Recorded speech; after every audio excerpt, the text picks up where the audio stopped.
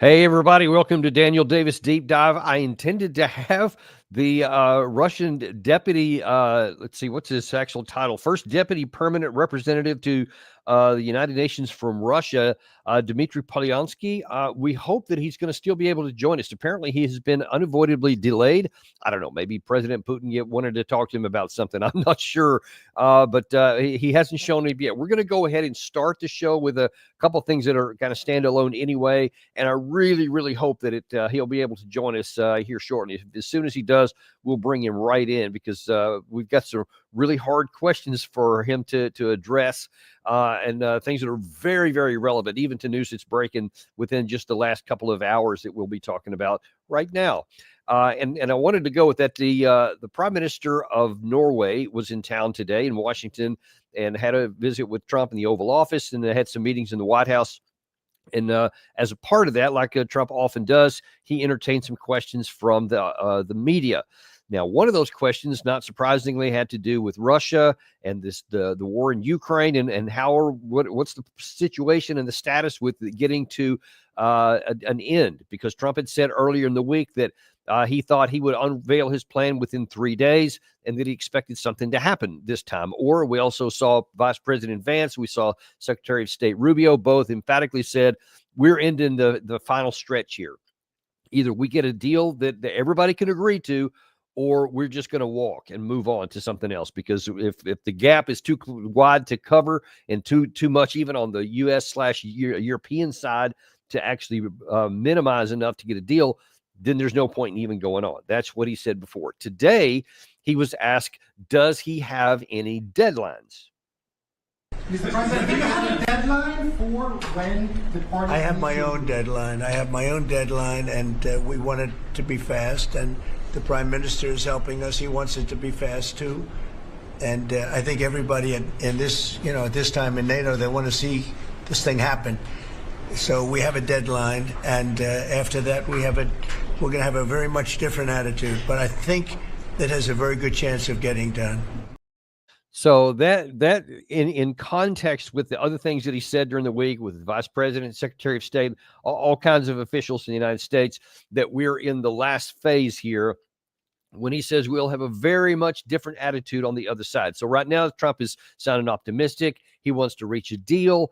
But if he doesn't get one on his deadline that he knows about, then we'll see. He was subsequently asked in that conversation also, would he consider putting in more sanctions onto Russia as a result of this latest strike into Kyiv? And of course, the Kyiv and Ukraine side is accusing Russia of directly attacking civilians again, though, as you may have seen from our earlier show today when we showed the footage of those drones, at least one of those impacts into a civilian area was because of a malfunctioning air defense missile that Ukraine fired, or else it would just miss and it hit. But in any case, you can see that it was fired from the ground, came up, went down, and hit the building. But of course, no one worries about that. Very few people actually pay attention to what the video shows. And of course, they're saying on the Western side that this was Russia again trying to kill a bunch of civilians. And so the question was, would you sanction them if that happens? And he said, well, we'll wait about a week before we even broach that situation here. What I want to do is get this situation over with. I want to get the war over with, and I want a deal coming in, which sounds like, in context of his soundbite that I just played there, where he said that he has a deadline, and then that next week he'll decide whether or not he's going to put sanctions onto Russia. It sounds like that it's literally just a handful of days before anything's going to happen. And listen, we just got to look. Gary, if you can actually play that video of Zelensky when he said, when asked, one of the key things that Trump said that he wants is that for his plan to be accommodated, Ukraine has to acknowledge de jure, meaning legally, that Crimea will belong to Russia. Here's what Zelensky said. Україна не визнає юридично окупацію Криму. Нема про що говорити. Це поза нашою Конституцією. Це наша територія. Територія народу України. Ми не можемо просто, а чому би ні? Чого не буде? Мені здається, що... So, if you're President Trump, and you have said, okay, I've got a plan. We're going to show you what's been reported as the 7 points of his plan here in a minute. One of the key ones, though, is that you have to recognize that Russia owns these territories here. And the key one is Crimea. And if you have Zelensky just categorically going, nope, ain't going to do it. This is our country. That's the way it's going to be. And if you're going to allow that to happen, then who's in charge of this here? See, that's what Zelensky, I don't know if he doesn't understand, or maybe he does. Maybe he does understand and thinks that he can outplay Trump, that he can compel Trump and it can manipulate Trump to say, I dare you, a double dog dare you to walk, because I am firm here. I know what you said you want. Here's what I want, and I'm not budging for this. You're going to budge, because what that would require is for President Trump to say, okay, I'm at the end of my rope. We have to make a deal or I'm going to walk. And then he doesn't walk. And then he just literally just keeps on supporting Ukraine. That's what would happen if Trump doesn't compel Zelensky to go forward, or if he doesn't walk. If Zelensky says, I'm not doing this, and then Trump doesn't make good on his threat to walk, then Trump loses all credibility. And it's clear that Zelensky is calling the shots, and they'll just continue to do that. And then you'll see probably the European Union, European members of NATO, et cetera, would probably even be more eager to continue to send stuff, because now they feel like that Trump could be rolled. So there's a lot riding on this, really. And I don't think that there was much of a chance at all that Trump would going to be rolled anyway. But now when you see that you're basically being called out, it's not just that you embarrassed Trump by getting into an argument in the Oval Office a month or so ago, and that you've thrown him under the bus subsequently. You said that his lead negotiator was unqualified to do his job, that the vice president was being rolled by the Russians and had been succumbed to Russian propaganda, et cetera. And he keeps saying those things. Then why in God's name would anyone want to support that? I mean, I certainly would never do. If I were in the White House, I assure you, as much as I care about the people of Ukraine, I'm not about to get into a situation where somebody who is detached from reality and unwilling to make the most minimal concessions necessary in light of the truth on the ground, I'm not going to let that guy call the shots that has anything to do with me sending any more of my ammunition or weapons into an empty hole, which will only result in his people dying. That's the bottom line here. So it is not cruel. It is not rude. It is not undiplomatic for President Trump to take this. I argue that it is the absolute best thing he can do for the people of Ukraine. He also mentioned again today that he was motivated by the large numbers of people that are dying on both sides of the line of contact. 5,000, he said, per week. I've seen some reports that it may well be higher, but maybe that's the average. But whatever the number is, he said it's going up, and he said that really is motivating him. If he really does care about the people and that's what he wants to stop, then leaving Zelensky out to dry within days from now is probably the most moral and humanitarian thing that President Trump can do. That goes against the grain of everything that the elite in Washington and certainly throughout Europe want. But I don't give a crap about the elite in those places, because they too are largely detached from reality. Or possibly worse, they're not detached from reality. They just don't care about the cost of human treasure and blood that's just spilling pointlessly into the mud in Ukraine from the Ukrainian people and the Russian forces. They just don't care. Either way, I wouldn't have anything to do with that.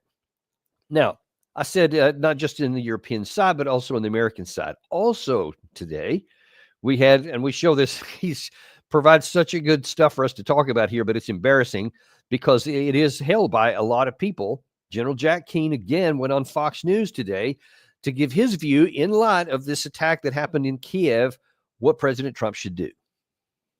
The administration has got to get real tough with Russia, hit them hard in their central banks and their energy sector with crippling sanctions, and robustly arm Ukraine. And that will get Putin's attention more than anything else. Not so Ukraine can continue to fight, but so we can bring Russia to the negotiating table and get a deal. Yeah. And that, I think, is going to the next step the United States will have to take if Russia rejects the deal, which I suspect they will. Come on, man. What planet have you been living on? What do you think we did for 3 years? We did exactly what you just said we should do and it failed. All of it failed. Now Russia is bigger. They're stronger. They're more experienced. Their technology has significantly advanced from where it was before. Their electronic warfare capacity has advanced. Their ability to knock down American weapons has advanced. Ukraine's side has shrunk. It is losing men every week. It is getting smaller because they can't force enough people into the armed forces to even offset the losses. So they don't get to the benefit of experience because too many of them die, and along with them, all of their experience. And the ones that come in know the game. They know they're cannon fodder. All they want to do is try and survive, and they have no motivation to actually try and, to win the war because they know that's not even a possibility. And into that environment, you want to put this in. You want to now say, let's go back to what Biden did. That's the crazy thing. He's saying, let's go back to what Biden was doing. Let's put sanctions on them. Let's give more weapons. Let's just give more ammunition. Come on. I mean, how does that pass for a 4-star general? As an advice from someone who's supposed to be an absolute subject matter expert, when just the basic element, a lieutenant level of analysis, after about 15 or 20 seconds, would show that that's absurd. And yet that's what he's saying with all the vigor that he can muster. And it's just not related to any kind of reality at all. I want to, in a minute, I'm going to go to the what we have for the terms that Trump is actually trying to get done here, and what we know that Russia's trying to do. And I want to bring Gary in, actually, because I'm just really frustrated with some of these comments that keep coming in. And Gary, you said you also have some additional sound bites from some other things that have been said today. Yeah, we have another cut, another part of the Q&A session that Trump had earlier today with Stoltenberg, and actually Marco Rubio's in the in this too. So let's just take a listen to that. I think it's about a minute and a half or so. So we'll just take a listen to this, and then we're going to comment on the other side of that. Got it. That Ukraine have to give some territory away to win peace? Well, it depends what territory. They've been fighting. They've lost a lot of territory. And we'll do the best we can. Working with Ukraine, we'll do the best we can. But they lost a lot of territory. When you say Crimea, that was handed over during a president named Barack Hussein Obama. That had nothing to do with me, Crimea. That was 11 years ago with Obama. And they made a decision. There wasn't a bullet fired. There was no fighting. There was no anything. They just handed it over. Now they say, well, can you get it back? I think that's going to be a very difficult thing to do. That was given by Barack Obama when he was president, not by Donald Trump. Thank you, Mr. President. I had a long meeting, This Mr. President. proposal that you put on the table, it's a 30-day ceasefire proposal. The national security team presented it to both Ukraine and Russia. 2 months ago, Ukraine agreed to that ceasefire proposal immediately. Russia has not. And my question is Russia the obstacle to peace based upon that, just getting to that 30-day ceasefire? I don't think so. I think that they both want peace right now. They're ready to do something. We'll see what happens. Complicated, very complicated. But I think they are both very much looking to make a deal. Marco, what would you say? Well, first of all, what was put before our partners was options to discuss about things that it would take to end a war. This war is endable. Both sides just have to agree to it. We've shown them a pathway forward. We've discussed those ideas. There was a good meeting yesterday. There'll be good meetings over the weekend. We've shown them the finish line. We need both of them to say yes. But what happened last night with those missile strikes should remind everybody of why this war needs to end. It's horrible those missiles landed. What's even worse is there are today people that were alive yesterday that are not alive today because this war continues. And the president wants to stop it. And everyone should be thanking the president for being a peacemaker and trying to save lives. That's what we're trying to do here. It's not our war. We didn't start it, as you know. But we're trying to end the dying. We're trying to end the destruction. And we've shown the path forward. We can see the finish line, but both of them have to get there. We're going to do everything we can to help them get there, but they have to ultimately say yes. And we are using a lot of pressure on both. You know, if you think we're just in there because we're nice people, and we are nice people, but we're using a lot of pressure on both. What concessions, Mr. President, and to your national security team, what concessions has Russia offered up thus far to get to the point where you're closer to peace? Stopping the war, taking the whole country. Pretty big concession. Man, Oh, there we go. I want to stick on that last one because Right? that's a refreshing and very honest answer, Gary. Because we've been talking, whether it's some of our guests that we've had or in conversations that you and I've had, is that Russia's in the dominant position. They don't have to have a negotiated settlement. They don't have to agree to anything. So to ask what the concessions are they going to make is on the one hand kind of silly, but then on the other hand, if there is no end of deal, they're almost certainly going to continue to conquer. So by them willing to concede that we'll have a negotiated settlement that won't give me my maximalist options here, that actually is a concession.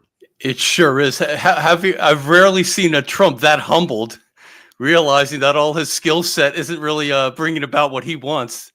And he just has to concede as to what reality is dishing him. And here he is, in front of the world. Basically. Yeah, I agree with that because the impression has always been that, well, I'm the deal maker and I can make people agree to stuff that's just because I want it because of the power of my personality. And now just watch me, right? Yeah, and he gets a lot of stuff done. I give him props for that. Oh yeah, absolutely. But this is a whole new category, and because the dynamics are just still that it's not a real estate. It's not a business deal. This is existential issue for Russia, so it has different rules. And oh my gosh, I think he's getting smacked on side of his head like he never thought he could or would, and realizing and who he's dealing with. Right, Putin's not backing down, not an inch. Not that he should or has to. And I don't think Trump's ever been faced with such a conflict of this sort before, and obviously of this magnitude. My goodness, right? And at the same time, we know how much it's bothering him internally. He seems genuinely, troubled, deeply troubled by the death. So he's got that he hates that's going on, and yet at the same time, he's inept at being able to pull it off the way he wanted to pull it off. So he's ended up really just going to ultimately, just be capitulating in a way that he has to because of, like we keep saying, how Putin holds the cards to the situation.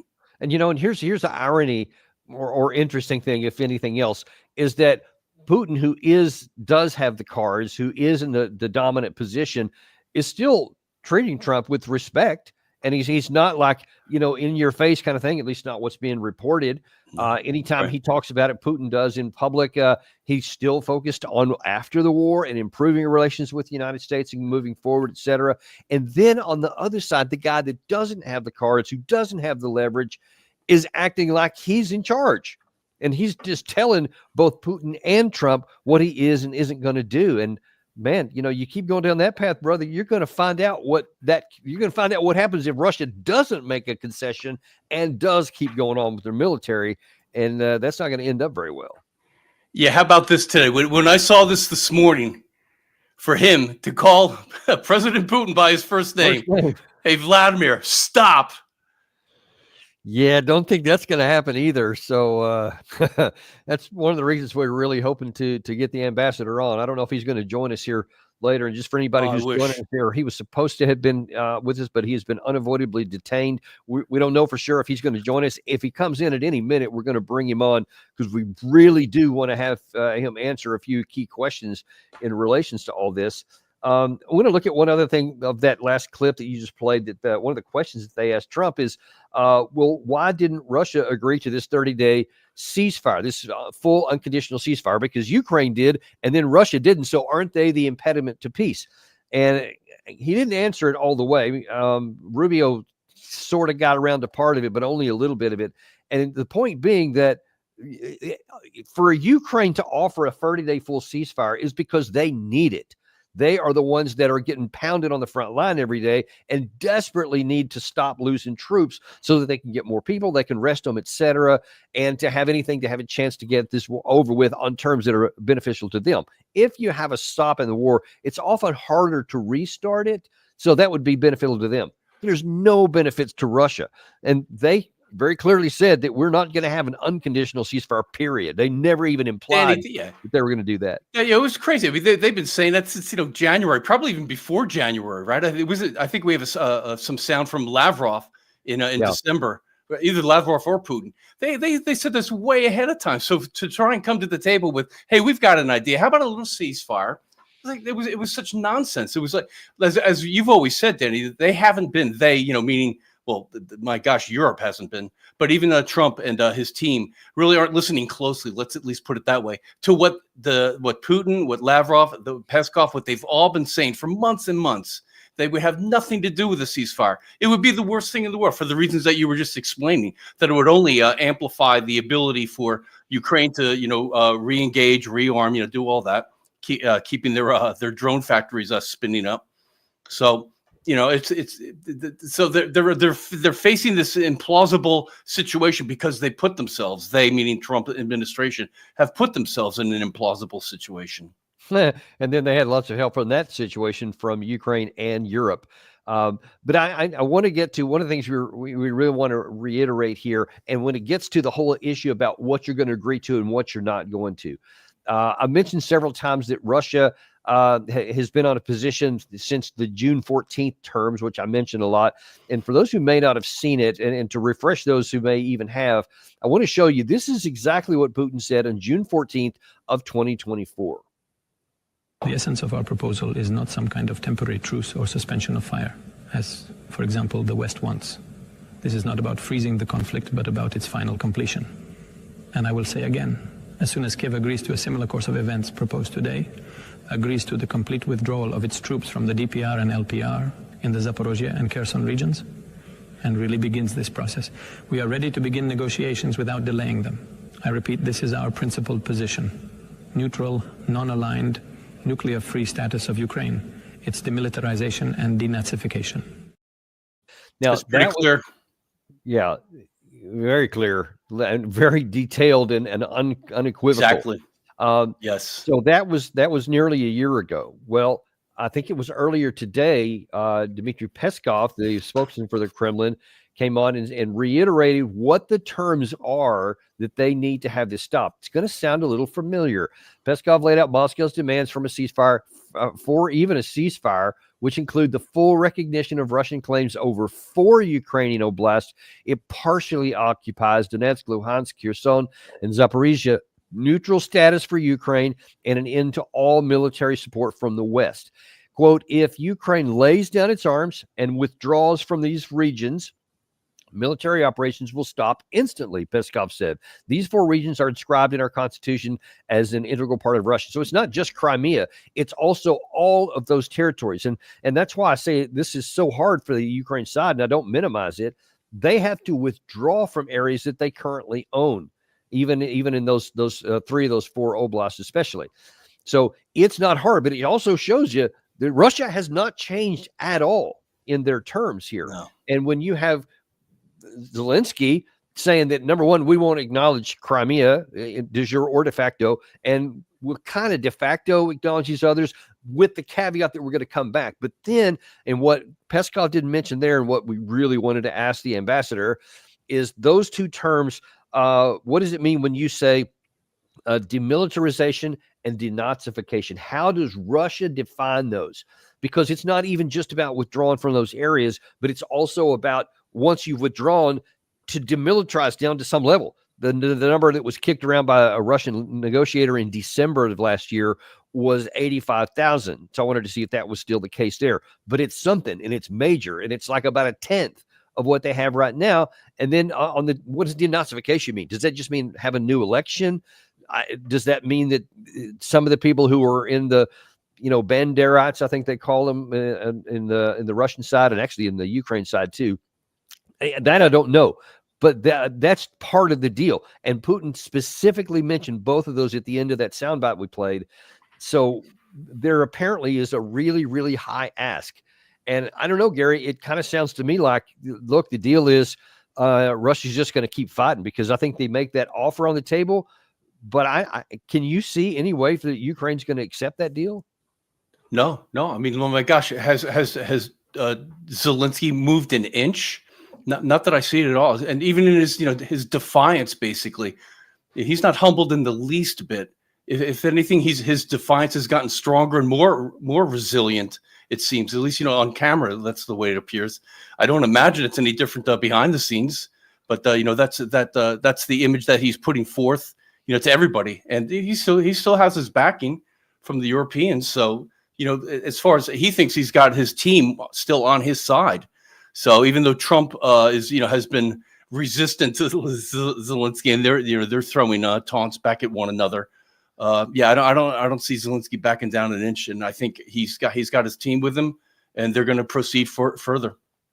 Yeah, and who was that we were talking to either yesterday or the day before that said that it looked like the Europeans were like wanting to hide in their basements and see if they could wait out Trump, then get a more pliable American president that would go back to war after that. Who was that we were talking to? Boy, that is some kind of take. Could you imagine? I can't even imagine that. My gosh, to go underground like that in a sense.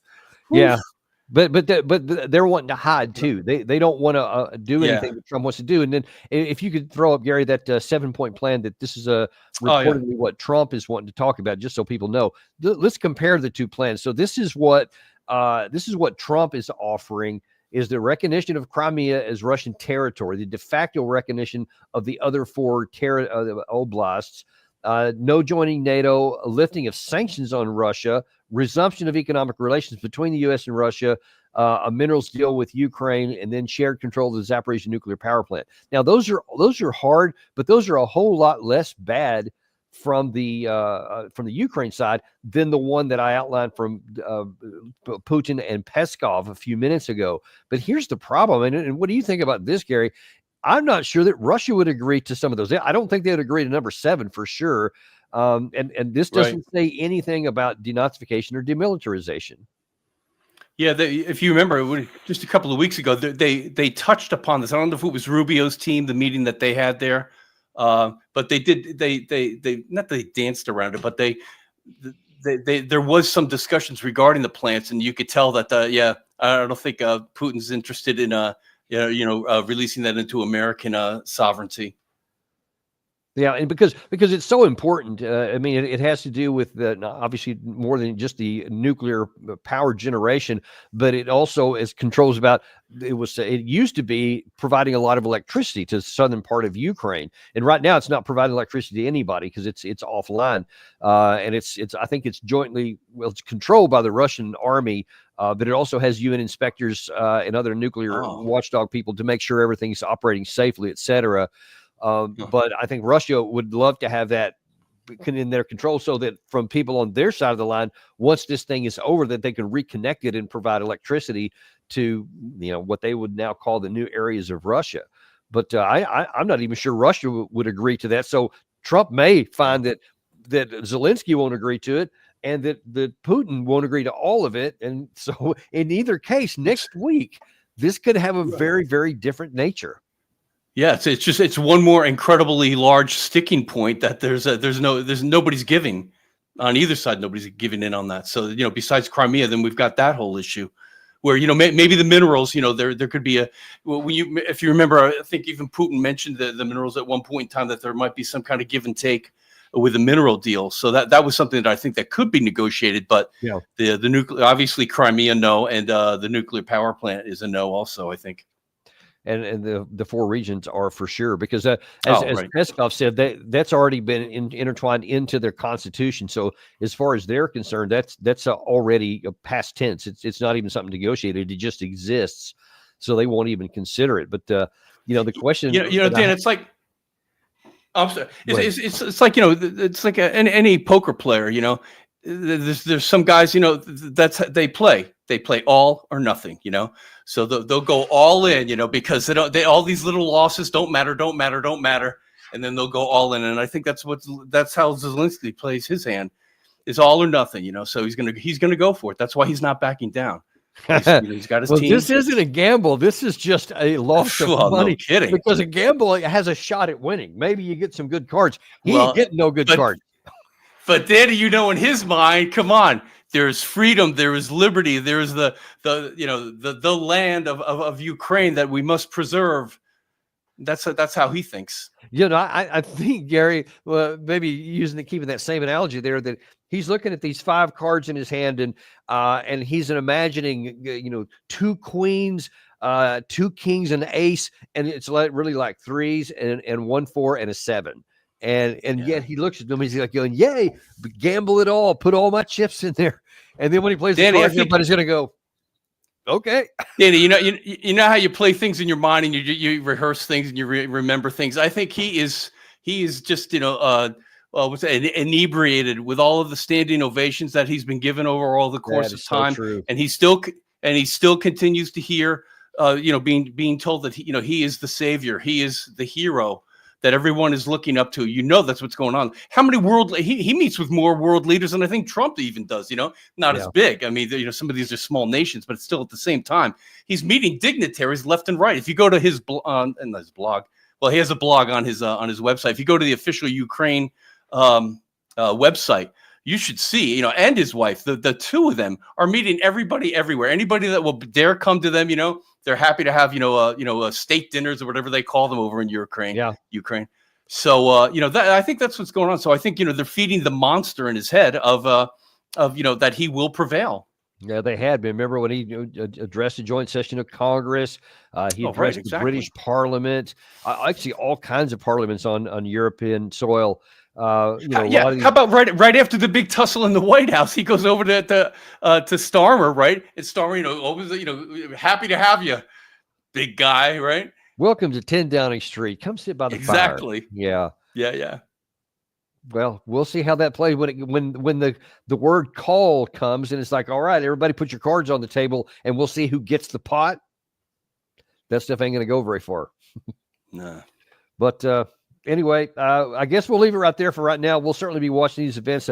Anything could change at any moment, and apparently we're literally within days from doing so. We'll certainly keep you up on all this. But unfortunately, we were not able to get the ambassador on today. Once we hear back, I'll reach back out to him. Yeah, we'll see if we can get this rescheduled as soon in. as possible. So be sure and just keep an eye on our channel here. We'll promote it when we come out. Really sorry we weren't, because we got some really hard questions for him that I'm eager to ask him. So as soon as we have it, we'll bring it back on. But in any case, appreciate you guys watching us today. Yeah, thanks. Like and subscribe. We'll see you soon.